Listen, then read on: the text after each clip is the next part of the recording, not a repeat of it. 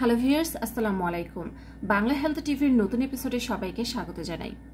প্রিয় দর্শক শ্রোতা, এই যে গোলাপি কালো রঙের বা লালচে রঙের সবজিটি আপনারা দেখছেন, এটা আমাদের দেশে খুব পরিচিত না। এটি বিটরুট, যা বাজারে দেখলেও অনেকে কিনতেও চান না।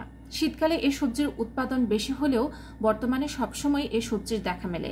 বিভিন্ন পুষ্টিগুণ ও ঔষধি গুণ সম্পন্ন এই সবজিটিকে সুপারফুডও বলা হয়ে থাকে। চলুন আজকের এপিসোডে আমরা জেনে নেই এই সবজিটিকে কেন সুপারফুড বলা হয়, এই সবজিটি কিভাবে খেলে আপনারা বিভিন্ন ধরনের রোগবালার হাত থেকে রক্ষা পাবেন, কি কি স্বাস্থ্য উপকারিতা পাবেন এবং কারা এই বিটরুট মোটেও খাবেন না। চলুন জেনে নেওয়া যাক আজকের এপিসোড থেকে। So hello viewers, welcome to my channel Bangla health টিভিতে। পরিবার এবং স্বাস্থ্য সংক্রান্ত যেগুলো নতুন তথ্য সবার আগে পেতে আমাদের চ্যানেলকে সাবস্ক্রাইব করে রাখুন এবং পাশে থাকা বেল আইকনে ক্লিক করে রাখুন।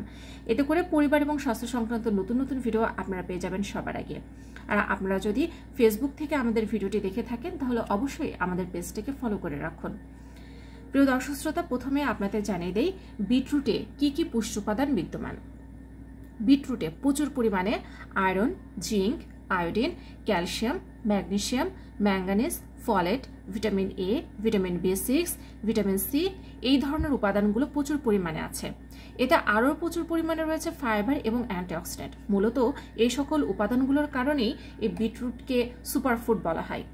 কিন্তু এই সুপারফুড কিভাবে খাবেন যার মাধ্যমে আপনারা সকল পরিমাণ এই পুষ্টি উপাদানগুলো যথাযথভাবে পাবেন।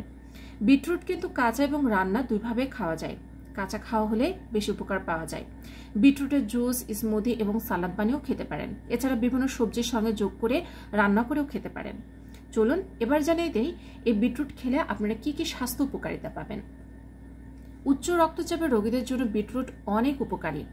এতে রয়েছে নাইট্রেট, যা রক্তনালী প্রসারিত করে ও রক্তচাপ কমিয়ে দেয়, রক্তের শর্করার মাত্রা নিয়ন্ত্রণ করে।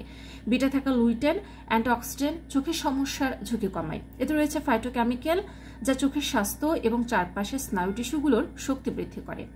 এটি ফাইবার সমৃদ্ধ হওয়ায় হজম ক্ষমতা উন্নত করে এবং কোষ্ঠকাঠিন্যের সমস্যা প্রতিরোধ করে। বিটে আছে ট্যালাইন নামক প্রদাহ বিরোধী যৌগ, যা প্রদাহ সৃষ্টিকারী রোগকে নিয়ন্ত্রণ করে। বিশেষ করে বাতরোগীদের জন্য এটা অত্যন্ত উপকারী।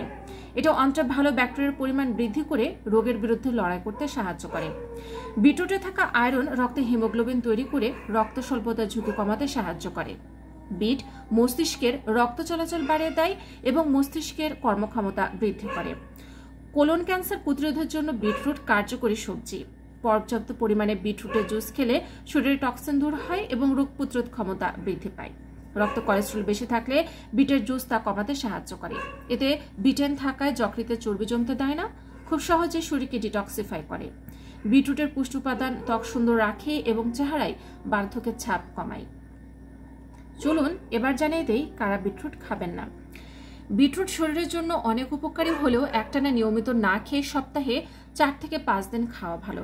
যাদের নিম্ন রক্তচাপের সমস্যা আছে তাদের জন্য বিটরুট ক্ষতিকর, কারণ এটি রক্তচাপ আরও কমিয়ে দেয়।